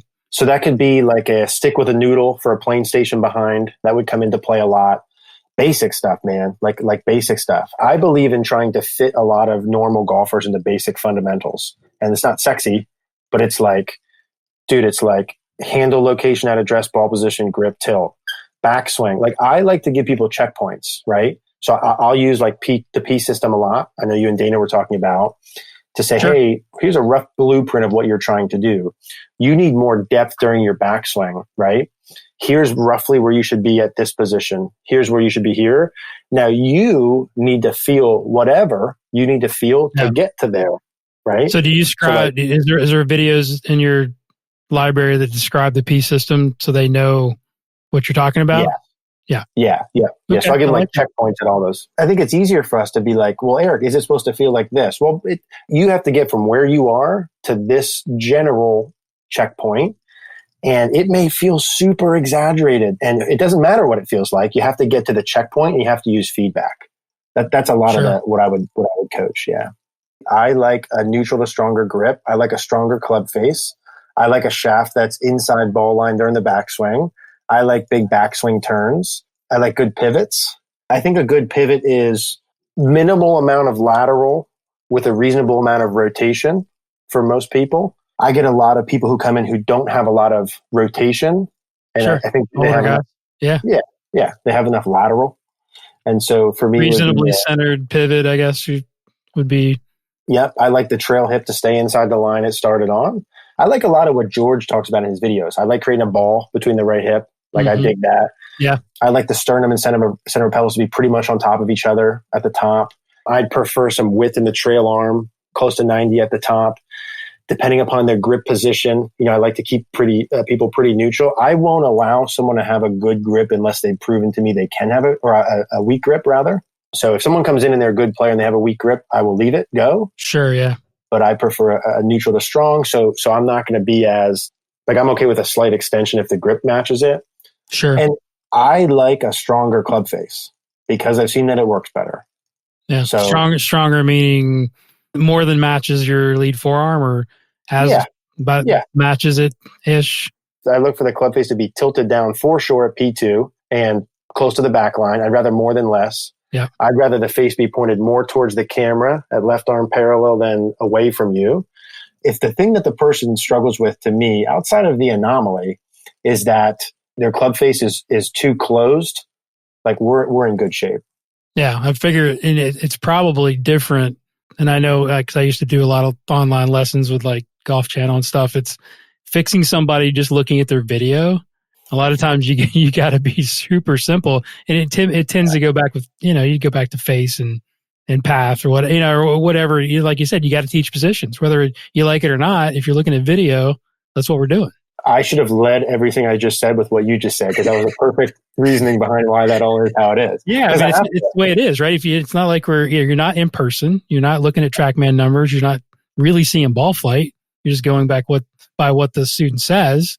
Then you have to have a preference on what you want the club to look like and what the body should look like. And I think there's value to that. There's still value to that. Always will be. When I was coaching more in person and with the better player, there would be more me in there creating feels. I would be much more hands-on with it. Right. But the big picture things that I really wish I would have hit home when I was younger and starting to teach was that the player must have feedback. Like, gosh, is that so essential? I used to have so many people hit balls with no feedback, and then they'd come back and it'd be the same thing. And that could be a practice station.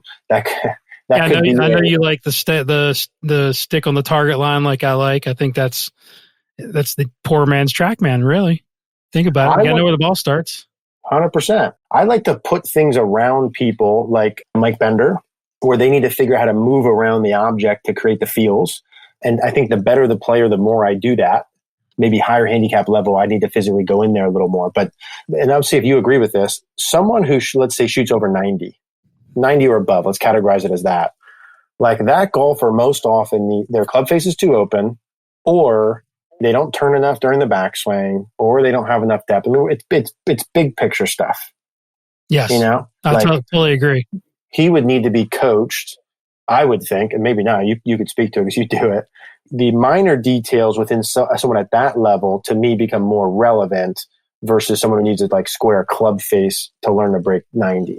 100%. Yeah, I see not enough depth for the most part. Like, people they're afraid to turn their hips, trail hip. Because again, it kind of goes back to, I know we've talked in the past about some of the old school myths that are still holding golf instruction back, keeping your right leg flexed, creating torque with your upper body and your lower body in the backstroke. I mean, all that stuff is garbage, right? So it's that kind of stuff that I just don't think, you can work with, unless you're gonna build an army of pull slicers, right? So that's what we're dealing with. So you got to get people to rotate, and then you got to teach them how to, have a chance to at least get the sweet spot behind the hand path and swing to the right, or at least close.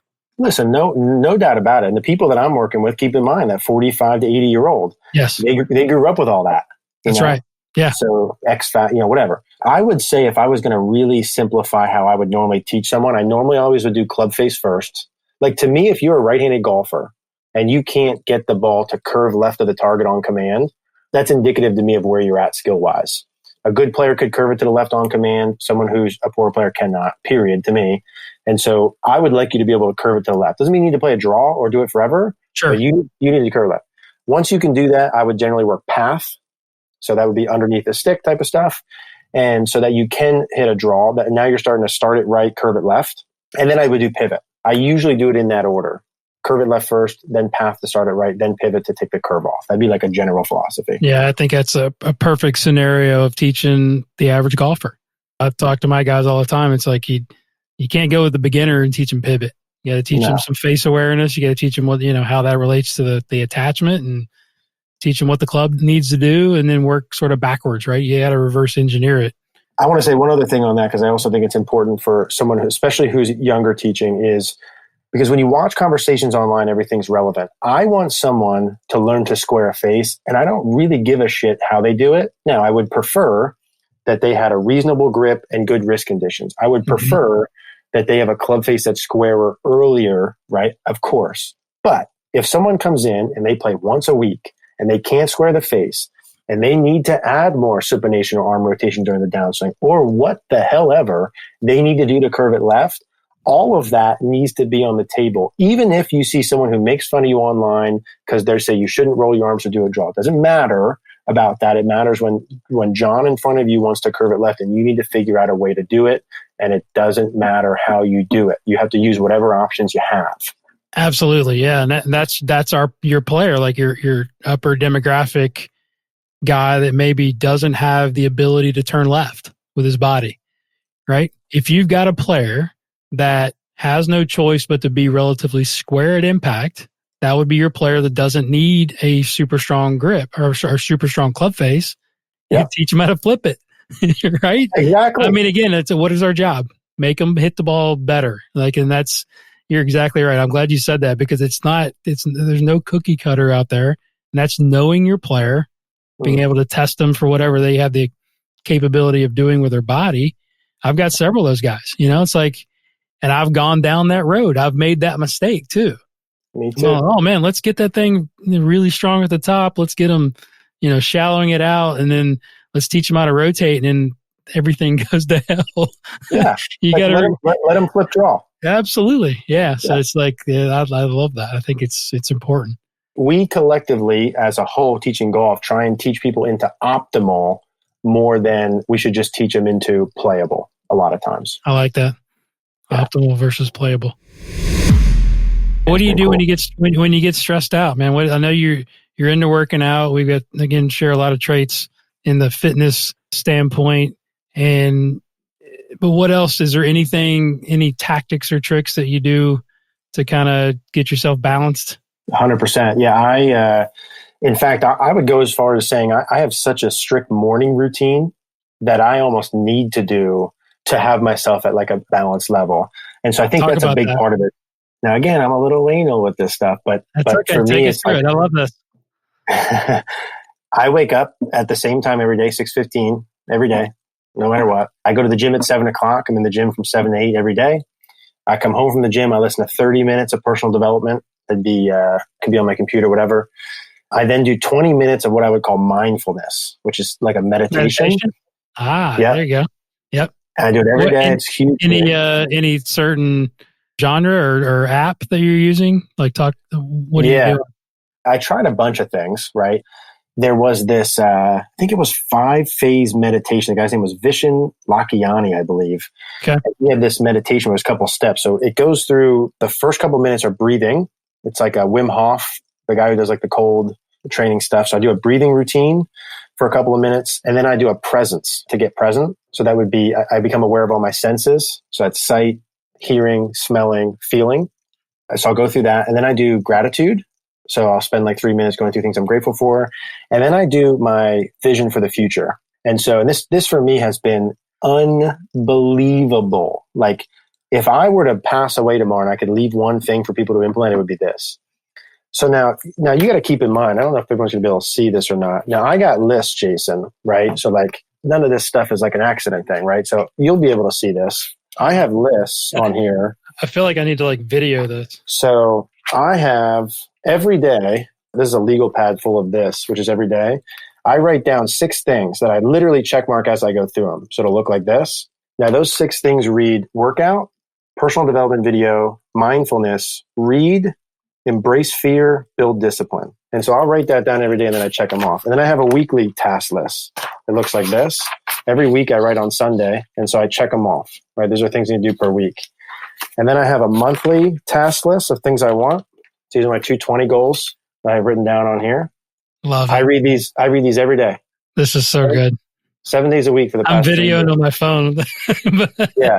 This is more for me too.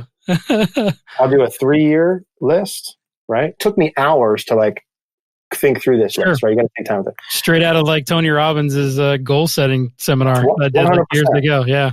That's awesome. So when I do a vision thing, what I'll do is I read those lists every morning and then I'll sit and I close my eyes. Do you read them out loud? I don't. Okay. So you read them to yourself. I just read them to myself. Okay. But I read them and then I sit down, I'll visualize those things happening. And I'm talking like I'll feel it. So like one thing I want to have is a beach house in Ocean City, Maryland.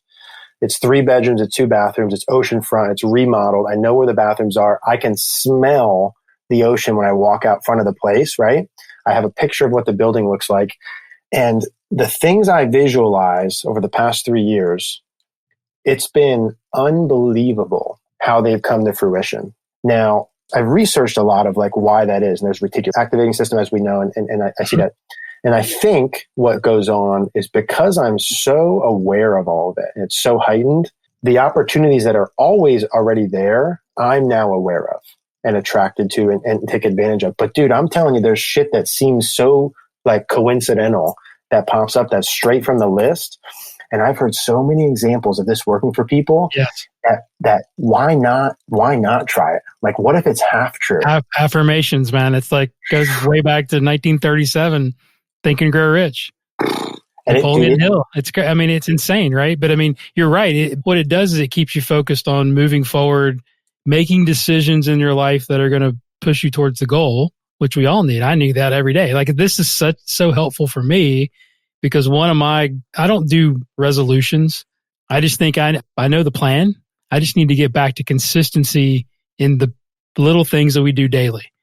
So you're an inspiration, like to be able to do that. How long have you been doing that? January 1, 2017. That's awesome. That's incredible. Yeah. Every day. But it goes back to your point of like, how do you not quit as you go? Well, dude, when you're pounding that in every day for 3 years, it's never easy, but it gets easier. And I went in a different direction to your question, but the breathing that I do in that meditation phase, that's what I do. So like I did a video shoot today. And the beginning of it, there was people there. I was like a little antsy, about like the video shoot. Yeah. And so breathing for me works well to recenter myself. And then I always get present. I always, before I'm to do that, So I'll do a 30-second deep inhale, exhale, and then I'll do a present scan. What do I see? What do I hear? What do I smell? I feel myself in space, and then I'm usually ready to go. Yeah, that's great. I just started using the Sam Harris Waking Up app probably 3 or 4 months ago. But again, I'm not consistent enough with it, right? And that's one of my goals for 2020. It's like, why not? Why do you think you're not? Probably I don't write it down, right? I don't have that routine in place yet, right? It's like I got to get into a routine. And it's funny. I'm going to read this. Hopefully this is okay. But this kind of goes along with what you just said. So this was, again, back to goals. And again, I don't even call them goals. I just say, how do you be your best self, right? What's going to create your best self? And I just wrote this down as this was a perfect day for me, right? Number 1 was meditate for 20 minutes. Number 2 was work out and exercise for 30 minutes to an hour. Number 3 was read for 30 minutes. 4 was journal for 30 minutes. And then 5 was, whatever you want to do with your diet. I just started doing this intermittent fasting thing. That's another, that's another side. Fasting for 18 hours, eat clean, and then make an action list the night before for the next day. That's my goal I got to start putting it into place, right? I do half of those, but it's like for the listeners out there, that's it. I mean, it's like figure out what works for you and what's going to make you successful, but it's consistency, right? It's routine, like you said, but kudos to you for being able to do that. And get back to basics, To piggyback on what you just said, and for me, momentum's a big thing. I need to do it every day. I need to do it at the same damn time, and I need to be like a machine with it. And so when I built these lists, and when you just said all those things, like to me, doing all that at once when I first started would have been too much. Right. You got to chunk it, right? Got to chunk it, exactly. I started with, all right, I'm going to start with the workout. Like I'm going to get up at 6:15 and dude, getting out of bed for me every day is a win. Like none of this shit is like, yeah, I get it. I'm walking on clouds, a lot of days I wake up and I'm like, I don't feel like going. Like I want to lay here a little bit, but I go, which is, what do you tell yourself when you have those moments of like, can we swear? Can I swear on here? Absolutely. Yeah. Yeah. No, it's like, dude, get the F up. Yeah. It's more that. Yeah. Yeah. It's more like you're better than that. I love it. Self-talk. Yeah. I'm usually a little like not in the best mood in the morning when I get up. I'm kind of a little of an anger. So it's more like anger at myself. Like let's get, but then, once I get going, I'd literally done the same thing every morning for 3 years. So it starts. Are you married? No. Well, so that helps. Yeah. Yeah, exactly. Bit. There's no doubt. There's no doubt about it. But regardless, it's not an excuse. I was just curious. I think for people who are, I have things laid out nicely for me to be able to take advantage of it. I think building blocks of all the things you just said. Well, you just wrote out if everyone did that. Are you kidding me? And the thing is, and this is golf too, when I walk someone through a swing change, like I almost now just approach if someone's going to change their swing. It's like let's say you need depth in their backswing. Like let's look at this as a 12-month deal. Everyone comes in and they want a swing change by the next lesson. And there should be progress, right? Yeah. But like, dude, I've been working on my backswing turn for like 8 months. Like it comes, it goes, it gets better, it gets worse. It's 8 months of it. And so like this system all these things, it wasn't like I wrote it down and then like I went to the gym and like I saw my perfect thing and all this, the shit just happened. Like, right. It's the steady, boring, like, hey, you want to lose weight, dude? Like it's diet and gym, buddy. Like that's what it is. It's the boring consistency, but I freaking love that. Like that's the shit that I like, the David Goggins, like self-discipline. Yeah. I dig that, man. I like the mental fortitude of like, where am I at? Like, what am I willing to do or not do? And I love that shit, man. I love that shit. We talk about that all night. Absolutely. I met him a couple years ago. I saw him speak. Get out. And it was amazing. I got to talk to him like, dude, Barclays Marathon. You ever heard of the Barclays Marathon? No. Google that. Hardest marathon in the world. And he was getting ready to go. And it's like a secret thing. I'm going to get into marathoning here, but it was like a secret. It's basically like you got to figure out how to sign up type of deal. And I knew he was going. And I was the only one in the whole crowd. It was like a corporate event. I said, tell me what your next thing is. And he goes, I can't talk about it. I go, the Barclays. And he goes, how do you know about that? And like only like 12 people in the whole thing has ever finished it. It's crazy. That dude's insane. He's on another level, but man, if you and I could be like 1/10 Goggins, man, we're rolling. Exactly. Yeah. All right. So I appreciate your time, man. This has been incredible. I feel like we need to have a part 2. Yes, sir. But I'm going to let you go with one more question. Very important. Yeah. If you could have a gigantic billboard and get your message out to the world, what would your billboard say and why? Oh, wow.